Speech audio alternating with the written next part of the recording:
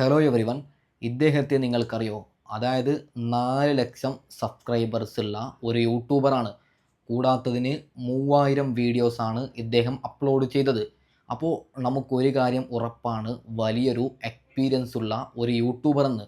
നോക്കൂ, ഇന്നലെ ഇദ്ദേഹത്തിൻ്റെ വീഡിയോ എനിക്ക് ഒരു ഫ്രണ്ട് അയച്ചു തരികയാണ്.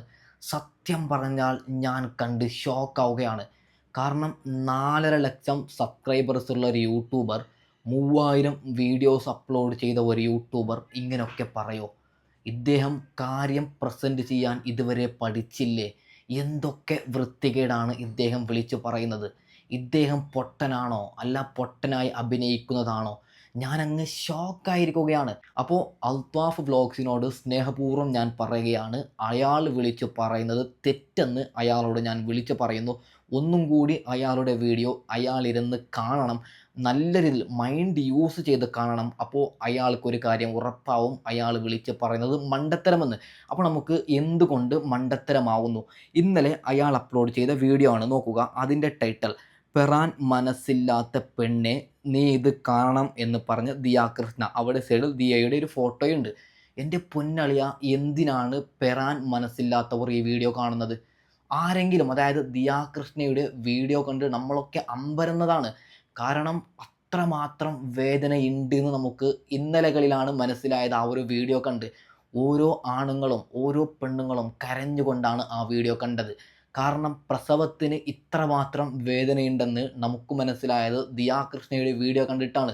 അപ്പോൾ പെറാൻ മനസ്സില്ലാത്ത പെണ്ണുങ്ങൾ അത് ഒന്നും കൂടി കണ്ടു കഴിഞ്ഞാൽ പെറോ ഒരിക്കലും ആ പണിക്കേ പോവില്ല.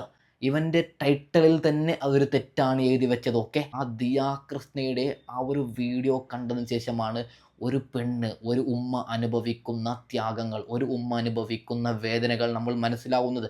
അതിൽ ദിയാകൃഷ്ണക്കും കുടുംബത്തിനും ബിഗ് സല്യൂട്ട് ഞാൻ കൊടുക്കുകയാണ്. കാരണം ദിയക്കൊപ്പം അവിടെ ഉണ്ടായത്, ദിയയുടെ കുടുംബത്തിൻ്റെ ഒരു സപ്പോർട്ട് ഞാൻ പറയാതെ നിങ്ങൾക്ക് മനസ്സിലാവും. ഓക്കെ, അപ്പോൾ ഏതായാലും അൽത്താഫ് വ്ളോഗ്സ് ചെയ്ത ഏറ്റവും വലിയ തെറ്റിൻ്റെ ഒന്നാമത്തെ ടൈറ്റിലാണ് ഇത്.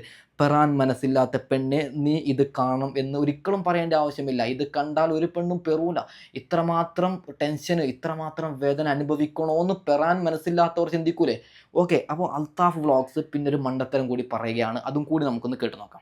ഞാൻ ബന്ധപ്പെട്ട് ഹോസ്പിറ്റലിൽ പോകുന്ന സമയത്ത് അപ്പുറത്ത് പ്രസവിച്ച സ്ത്രീക്ക് പ്രസവിക്കാൻ പറ്റുന്ന സിറ്റുവേഷനാണ്. ഡോക്ടർ പറയും നിങ്ങൾ പ്രസവിക്കും, നിങ്ങൾക്ക് ഒരു പ്രശ്നമില്ല, പ്രസവിക്കും. പക്ഷെ അവർക്ക് വയ്യ, അത് അവർക്ക് വേദന തിന്നാൻ വയ്യ. അമ്മയാവാനായിട്ട് നിങ്ങൾ ഓരോ സ്ത്രീകളും തയ്യാറാവുമ്പോൾ അതിൽ നിങ്ങൾക്ക് സുഖപ്രസവത്തിന് പറ്റുമെന്നുണ്ടെങ്കിൽ, നോർമൽ ഡെലിവറിക്ക് പറ്റുമെന്നുണ്ടെങ്കിൽ തീർച്ചയായും അതിന് തയ്യാറാവുക. ഈ കീറിയെടുക്കുന്ന പ്രോസസ്സ്, ആ പറയുന്ന സിസേറിയന് നിൽക്കാതിരിക്കുക. അതല്ല സിസേറിയനെ പറ്റത്തുള്ളെന്നുണ്ടെങ്കിൽ അത് ചെയ്തേ പറ്റൂ. എന്താണ് അൽത്താഫ് ഇതിൻ്റെ ഒരു അർത്ഥം? നോർമൽ ഡെലിവറിക്ക് പറ്റുന്നുണ്ടെങ്കിൽ സ്ത്രീകൾ നോർമൽ ഡെലിവറിക്ക് നിൽക്കൂലേ? ശരീരം കീറി മുറിക്കാൻ ആരെങ്കിലും നിൽക്കോ? ഒന്നും കൂടി നിങ്ങൾ കേട്ട് നോക്കൂ. അൽത്താഫ് പറയുന്ന മണ്ടത്തരം അൽത്താഫിന് തന്നെ അറിയൂല എന്താണ് അവൻ പറയുന്നതെന്ന്. ഒന്നും കൂടി നിങ്ങൾ കേൾക്കുക. ഓക്കെ, ഞാൻ ബന്ധപ്പെട്ട് ഹോസ്പിറ്റലിൽ പോകുന്ന സമയത്ത് അപ്പുറത്ത് പ്രസവിച്ച സ്ത്രീക്ക് പ്രസവിക്കാൻ പറ്റുന്ന സിറ്റുവേഷനാണ്. ഡോക്ടർ പറയും നിങ്ങൾ പ്രസവിക്കും, നിങ്ങൾക്ക് ഒരു പ്രശ്നമില്ല, പ്രസവിക്കും. പക്ഷെ അവർക്ക് വയ്യ, അത് അവർക്ക് വേദന തിന്നാൻ വയ്യ. അമ്മയാവാനായിട്ട് നിങ്ങൾ ഓരോ സ്ത്രീകളും തയ്യാറാവുമ്പോൾ അതിൽ നിങ്ങൾക്ക് സുഖപ്രസവത്തിന് പറ്റുമെന്നുണ്ടെങ്കിൽ, നോർമൽ ഡെലിവറിക്ക് പറ്റുമെന്നുണ്ടെങ്കിൽ തീർച്ചയായും അതിന് തയ്യാറാവുക. ഈ കീറിയെടുക്കുന്ന പ്രോസസ്സ്, ആ പറയുന്ന സിസേറിയന് നിൽക്കാതിരിക്കുക. അതല്ല സിസേറിയനെ പറ്റത്തുള്ളെന്നുണ്ടെങ്കിൽ അത് ചെയ്തേ പറ്റൂ. എന്താണ് അൽത്താഫ് നീ പറയുന്നത്? അതായത് ഏതെങ്കിലും ഒരു സ്ത്രീ, എല്ലാവരും അതായത് പ്രാർത്ഥിച്ചു പോകുന്നത് ഞങ്ങളൊരു നോർമൽ ഡെലിവറി ആവണേ എന്നാണ്. ഇവിടെ അൽത്താഫ് പറയുന്നത് പെണ്ണുങ്ങൾക്ക് നോർമൽ ഡെലിവറി കിട്ടിക്കഴിഞ്ഞാൽ, അതായത് നോർമൽ ഡെലിവറി ആവുമെന്ന് ഡോക്ടർ പറഞ്ഞു കഴിഞ്ഞാലും പെണ്ണുങ്ങൾ പറയുമത്രേ ഞങ്ങളുടെ വയറ് കീറണമെന്ന്. എന്തൊന്നാണ് വിളിച്ച് പറയുന്നത്? ഇത്തിരി ബോധമെങ്കിലും ഉണ്ടോ അൽത്താഫെ? ഓക്കെ, അൽത്താഫ് പറയുന്ന അടുത്ത മണ്ടത്തരം കൂടി നമുക്കൊന്ന് കേട്ട് നോക്കാം. അമ്മയോടുള്ള അടുപ്പം ഒരു അച്ഛനും കിട്ടുമെന്ന് എനിക്ക് തോന്നുന്നില്ല. പക്ഷേ ഈ പറയുന്ന അച്ഛനെ നമുക്ക് വെറുതെ വിടാൻ പറ്റുമോ? ഇല്ല. ഈ അച്ഛൻ കടന്ന് ഓടുന്ന കഷ്ടപ്പാട്, ഈ കുഞ്ഞിനെയും ഈ തള്ളയും പോറ്റാനായിട്ട്, ഇന്നല്ലേ തള്ളമാർക്ക് ജോലിയായത്. ഒരു കാലഘട്ടത്തിന് മുന്നേ വരെ ഈ തള്ള പ്രസവിച്ച്, എന്തായാലും പ്രസവ കാലഘട്ടത്തിൽ ജോലിക്ക് പോകാൻ പറ്റത്തില്ലേ? എത്ര ജോലിക്ക് പോകുന്ന സ്ത്രീയാണെങ്കിലും ഈ പ്രസവത്തിന്റെ സമയം തൊട്ട് ഒരു 6-7 മാസം തൊട്ട് പ്രസവം വരെ അവരെന്ത് ചെയ്യും? ജോലിക്ക് പോകാനോ അവർക്ക് കഷ്ടപ്പെടാനോ പറ്റത്തില്ല. ആ സമയത്ത് ഭർത്താവുള്ള സ്ത്രീകളാണെങ്കിൽ ഈ ഭർത്താവ് ഓടുന്ന ഓട്ടത്തിന് ഒരു കൈയും കണക്കൊന്നുമില്ല, അയാൾ തന്നെയാണല്ലേ പോറ്റേണ്ടത്. അപ്പോൾ ആ ഒരു അധ്വാനത്തിന്റെ പവർ, ആ ഒരു വിയർപ്പിന്റെ വാല്യൂ ഒരു അച്ഛൻ എന്ന് പറയുന്ന ഒരാൾക്ക് കൊടുക്കുന്ന വാല്യൂ ഇറങ്ങി കൊടുക്കാനും പറ്റില്ല. അതും പലരും മനസ്സിലാക്കുന്നില്ല. എല്ലാ കവികളും എല്ലാ കഥകളും എല്ലാ കൃതികളും അമ്മമാരെ പാടിപ്പുകഴ്ത്തുമ്പോൾ അവിടെ അതിനപ്പുറത്ത് അതേപോലെ അല്ലെങ്കിൽ അതുപോലെ തുല്യത അനുഭവിക്കുന്ന ഒരു ദുഃഖം, അല്ലെങ്കിൽ ദുഃഖമല്ല, കഷ്ടപ്പാട്, എഫേർട്ട് എടുക്കുന്ന ഒരു അച്ഛനെന്ന് പറയുന്ന ഒരു കഥാപാത്രമുണ്ട്. പുരുഷൻ എന്ന് പറയുന്ന കഥാപാത്രം ഉണ്ട്, അതാരും തള്ളിക്കളയാൻ പാടില്ല. അതും നീ എന്ത് പറഞ്ഞാലും എൻ്റെ പൊന്നു അൽത്താഫെ ഒരു കാര്യം ഞാൻ നിന്നോട് പറയാം. ഓക്കെ, പെണ്ണുങ്ങൾ പ്രസവിക്കുമ്പോൾ എടുക്കുന്ന വേദന ഈ ലോകത്ത് ഒരച്ഛനും എടുക്കുന്നില്ല. ഓക്കെ, അച്ഛന്മാർ പണിക്ക് പോകുന്നുണ്ട് ശരിയാണ്, കുടുംബം പോറ്റുന്നുണ്ട് ശരിയാണ്, അതൊരു എഫക്റ്റ് തന്നെയാണ്. എന്നാൽ പ്രസവ വേദന എന്താണെന്ന് ഒരച്ഛനും ഇതുവരെ അറിഞ്ഞിട്ടില്ല. ഓക്കെ, അതൊക്കെ അനുഭവിക്കുന്നത് പെണ്ണുങ്ങൾ മാത്രമാണ്. ഈ അൽത്താഫ് ഇങ്ങനെ പറയാൻ കാരണം ദിയ കൃഷ്ണക്ക് നല്ല രീതിയിൽ സപ്പോർട്ടായി കമൻറ്റ് വന്നപ്പോൾ അൽത്താഫിനത് അത് കാണാൻ പറ്റിയില്ല. അതുകൊണ്ട് അൽത്താഫ് പറയുകയാണ് അവരെക്കാൾ കൂടുതൽ വേദന അനുഭവിക്കുന്നത് അച്ഛന്മാരെന്നാണ് അൽത്താഫ് പറയുന്നത്. എന്താണ് ഭായ്, എന്താണ് ഭായ്, നിങ്ങൾക്ക് എന്താണ് പറ്റിയത്? നിങ്ങൾ 3000 വീഡിയോസ് അപ്ലോഡ് ചെയ്ത ഒരാളല്ലേ, നിങ്ങളെ 4 ലക്ഷം ആൾക്കാർ സബ്സ്ക്രൈബ് ചെയ്തിട്ടുണ്ട്. ഞാൻ വിചാരിച്ചത് നിങ്ങൾ നല്ലൊരു യൂട്യൂബറാണെന്ന്. എന്നിട്ട് ഞാൻ വിചാരിച്ചു നിങ്ങളെ വീഡിയോ ക്ലിക്ക് ചെയ്യുമ്പോൾ എനിക്ക് കിട്ടുന്നത് ഇത്തരത്തിലുള്ള മണ്ടത്തരമല്ലേ? 3000 വീഡിയോ അപ്ലോഡ് ചെയ്തിട്ടും കാര്യം എങ്ങനെ അവതരിപ്പിക്കണമെന്ന് നിങ്ങൾ പഠിച്ചിട്ടില്ലേ? ഓക്കെ, അടുത്ത വലിയൊരു മണ്ടത്തരം കൂടി പറയുന്നുണ്ട്, അതും കൂടി നമുക്കൊന്ന് കേൾക്കാം. ഈ വീഡിയോ കണ്ടിട്ട് നിങ്ങൾ മനസ്സിലാക്കണം. എല്ലാവരും ഇപ്പോൾ ചിലർ പറയുന്നുണ്ട് ഞാൻ സ്ത്രീ വിരോധിയാണ്, അല്ലെങ്കിൽ ചില സ്ത്രീകളെ പറയുന്നു. ഒരിക്കലുമല്ല. സ്വന്തം ശരീരം, സ്ത്രീ എന്ന് പറയുന്ന സ്ത്രീയാക്കുന്ന ശരീരത്തിൻ്റെ ചില ഭാഗങ്ങൾ തുറന്നു പറയാം. തലയും മുലയും കുണ്ടിയൊക്കെ ഇതൊക്കെ കാണിച്ചു കഴിഞ്ഞാൽ അത് സ്ത്രീയാണെന്നറിയാം. ഇതുള്ള സ്ത്രീകൾക്കാണ്. അല്ലെങ്കിൽ സ്ത്രീകൾക്ക് അത് അറിയാലോ, സ്ത്രീയെ വേർതിരിക്കുന്ന ഭാഗങ്ങൾ പുരുഷനുമായിട്ട്. അപ്പോൾ അത് കൃത്യമായി എടുത്ത് കാണിച്ചുകൊണ്ട് അവരുടെ സ്ത്രീത്വത്തെ തന്നെ എടുത്ത് തുറന്ന് കാണിച്ചുകൊണ്ട് റീച്ച് ആവാൻ ശ്രമിക്കുന്ന ചില പെണ്ണുങ്ങളുണ്ട്. ആ പെണ്ണുങ്ങളെയാണ് ഞാൻ പറഞ്ഞിട്ടുള്ളത്. അല്ലാതെ ഒരു മാന്യമായി നടക്കുന്ന ഒരു സ്ത്രീയെയും അല്ലെങ്കിൽ സ്ത്രീത്വത്തിൻ്റെ അഭിമാനം മുറുകെ പിടിക്കുന്ന ഒരു സ്ത്രീയെയും ഞാൻ കുറ്റപ്പെടുത്തിയിട്ടില്ല, അങ്ങനെ പറയത്തുമില്ല. സ്ത്രീകൾക്ക് ഞാൻ എതിരുമല്ല. എൻ്റെ അമ്മയാണ് ഏറ്റവും എനിക്കിഷ്ടം, എൻ്റെ സഹോദരിമാരെ എനിക്ക് ഏറ്റവും ഇഷ്ടം, എൻ്റെ ഭാര്യ എനിക്ക് ഏറ്റവും ഇഷ്ടം. കാരണം അവർ എനിക്ക് നൽകിയ പോലെ സന്തോഷവും അവരെനിക്ക് വേണ്ടി വേദന തിന്ന പോലെ ഒരു വേദന തിന്നലും വേറൊരു മനുഷ്യർക്ക് ഈ ലോകത്ത് അല്ലെങ്കിൽ ഒരു പുരുഷനും ഈ ലോകത്ത് അനുഭവിക്കേണ്ടി വന്നിട്ടുമില്ല. നോക്കൂ, പെണ്ണുങ്ങളെ ആദ്യം വിമർശിച്ചു, അവസാനം പറയുകയാണ് എൻ്റെ അമ്മയാണ്, എൻ്റെ പെങ്ങളാണെന്ന്. ഒരു കാര്യം, അൽത്താഫിൻ്റെ ഇൻസ്റ്റഗ്രാം ജസ്റ്റ് ഒന്ന് നിങ്ങൾ ക്ലിക്ക് ചെയ്ത് നോക്കുക. അതിലുള്ളത് ആരെങ്കിലും ഇപ്പോൾ ആക്ടർമാർ, നടിമാർ കുറച്ച് ഡ്രസ്സൊക്കെ ഗ്യാപ്പൊക്കെ കാണിച്ച് വീഡിയോസ് അപ്ലോഡ് ചെയ്താൽ അതിന് അൽത്താഫ് കോണ്ടൺ ചെയ്യും. എന്തിനാണ് ഇങ്ങനെ ഡ്രസ്സ് ഇടുന്നത്, എന്തിനാണ് ഇങ്ങനെ ഡ്രസ്സ് ഇടുന്നത് എന്നൊക്കെ. ദിയ കൃഷ്ണയൊക്കെ ഇഷ്ടം പോലെ ട്രോൾ ചെയ്ത ഒരാളാണ് അൽത്താഫ്. അപ്പോൾ അൽത്താഫ് പറയുന്ന ഒരു കാര്യത്തിൽ ഞാൻ യോജിക്കുന്നു, അതായത് മാന്യമായ ഡ്രസ്സ് ധരിക്കലാണ് സൊസൈറ്റി നിയമം. ഓക്കെ, എന്നാലും മോനെ അൽത്താഫെ, ഡ്രസ്സ് എന്ത് ധരിക്കണമെന്ന് അവരുടെ ചോയ്സാണ്. ഓക്കെ, നമ്മൾ എന്തിന് പറയണം? അവർക്ക് അധികാരമുണ്ടല്ലോ, ഏത് തരത്തിലുള്ള ഡ്രസ്സ് ധരിക്കണമെന്ന് അവർക്ക് അധികാരമുണ്ട്.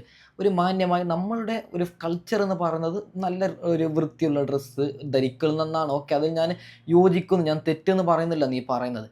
എന്നാലും അതിനൊക്കെ നമ്മൾ കോണ്ടന്റ് ചെയ്യണോ? അവരുടെ ഇഷ്ടമല്ലേ ഡ്രസ്സ് ഇടുന്നത്. അപ്പം ഞാൻ ഈ ടീഷർട്ട് ഇടുന്നത് എൻ്റെ ഇഷ്ടമല്ലേ അൽത്താഫെ? അതും നമ്മൾ ചിന്തിക്കണം. ഓക്കെ, ഇത് ഞാൻ ഇങ്ങനെ പറയാൻ കാരണം അൽത്താഫ് അതായത് ഏതൊരു ആക്ടറിൻ്റെ ഒരു പിക്ക് കണ്ടാലും അതിനെ കോണ്ടന്റ് ചെയ്യുന്ന ഒരാളാണ്. ഇവളെന്തിനിങ്ങനെ ഡ്രസ്സ് ഇട്ടു എന്ന്, അതിൻ്റെ ഒക്കെ ആവശ്യമുണ്ടോ? അതിൻ്റെ ഒക്കെ ആവശ്യമുണ്ടോ അൽത്താഫെ? ഓക്കെ, അൽത്താഫ് ഗർഭിണികൾ പണിക്ക് പോകണമെന്ന് പറയുകയാണ്, അതും കൂടി നമുക്കൊന്ന് കേട്ട് നോക്കാം.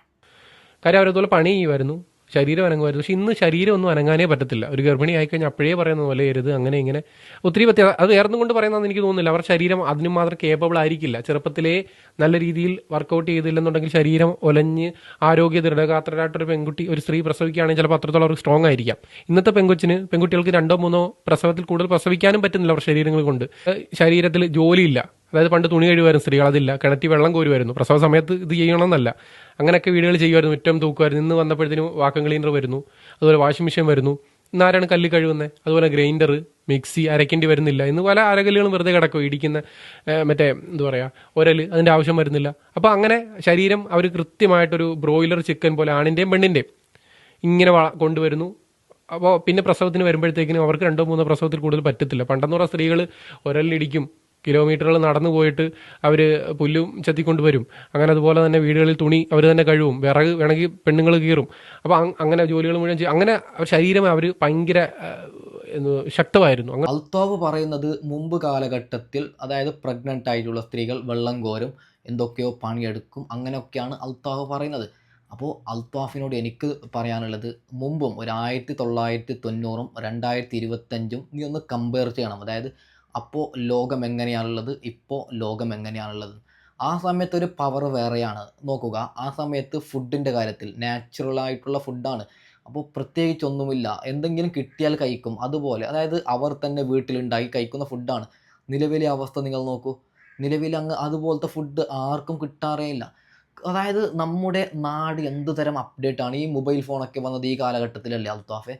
അപ്പോൾ ആ കാലത്ത് പെണ്ണുങ്ങൾ പണിയെടുത്തു എന്ന് പറഞ്ഞിട്ട് ഇക്കാലത്ത് നമ്മൾ പണിയെടുപ്പിക്കാൻ പോയാൽ എന്താവും? അത് രണ്ടും കാലം തമ്മിൽ വ്യത്യാസമുണ്ട്. അത് നീ മനസ്സിലാക്കണം അൽത്താഫെ. ഓക്കെ. അതായത് ദിയാകൃഷ്ണയെക്കുറിച്ചാണ് അൽത്താഫ് പറയുന്നത്. ദിയാകൃഷ്ണ എന്തുകൊണ്ട് പണിയെടുത്തിട്ടില്ല? നിലവിലുള്ള പെങ്ങന്മാരൊക്കെ പ്രസവിക്കുന്ന സമയത്ത് എന്തുകൊണ്ട് പണിയെടുക്കാൻ പോകുന്നില്ല എന്നാണ് അൽത്താഫിൻ്റെ ചോദ്യം. എന്തിനാടാ? എന്തിന്? അതായത് ഞാൻ ഒരൊറ്റ കാര്യം പറയുകയാണ്. നിങ്ങളാരെങ്കിലും പ്രഗ്നൻ്റ് ആയവർ ഈ വീഡിയോ കാണുന്നുണ്ടെങ്കിൽ അൽത്താഫ് പറയുന്നതൊന്നും നിങ്ങൾ കേൾക്കണ്ട. ഓക്കെ. നിങ്ങൾ നല്ലൊരു റെസ്റ്റ് എടുക്കുക. ചെറിയ രീതിയിൽ എന്തെങ്കിലും അനങ്ങണം. ചെറിയ രീതിയിൽ പണിയും കാര്യങ്ങളൊക്കെ എടുക്കണം. അല്ലാതെ വെള്ളം കോരാനൊക്കെ പോയാൽ 8ൻ്റെ പണി കിട്ടും. ഓക്കെ. ഇവൻ എന്ത് വേണമെങ്കിലും വിളിച്ച് പറയും. ഇവൻ്റെ ആദ്യം തന്നെ നിങ്ങൾ കേട്ടല്ലോ മണ്ടത്തരങ്ങളൊക്കെ ഇങ്ങനെ വിളിച്ച് പറയുന്നത്. ഇവനൊക്കെ എങ്ങനെയാണ് 4 ലക്ഷം സബ്ബായെന്നാണ് ഞാൻ ഷോക്കാവുന്നത്. ഇത്തരത്തിൽ മണ്ടത്തരമാണോ വിളിച്ച് പറയുന്നത്? എന്തൊക്കെ മണ്ടത്തരമാണ് വിളിച്ച് പറയുന്നത് അല്ലേ? അപ്പോൾ ഏതായാലും ഞാൻ ഈ വീഡിയോ വൈൻഡ് അപ്പ് ചെയ്യുകയാണ്. ഓക്കെ. സ്നേഹപൂർവ്വം അൽത്താഫിനോട് ഞാൻ പറഞ്ഞതാണ്. അൽത്താഫ് ഒന്നും വിചാരിക്കാൻ പാടില്ല. ഓക്കെ. അതായത് ഇവൻ്റെ വീഡിയോ എനിക്ക് അയച്ചു തന്ന് പറയുകയാണ് എൻ്റെ ഫ്രണ്ട്, ഇതെന്താണ് പറയുന്നത് ബൈ, നിനക്കിതിലെന്തെങ്കിലും മനസ്സിലാവുന്നുണ്ട്, ഒന്ന് റിയാക്ട് ചെയ്യണമെന്ന് പറഞ്ഞ് എന്നോട് പറയുകയാണ്. അതുകൊണ്ടാണ് ഇതിനൊരു വീഡിയോ ആക്കിയത്. അപ്പോൾ ഏതായാലും ഞാൻ വീഡിയോ വൈൻഡ് അപ്പ് ചെയ്യുകയാണ്. ഓക്കെ. ബൈ.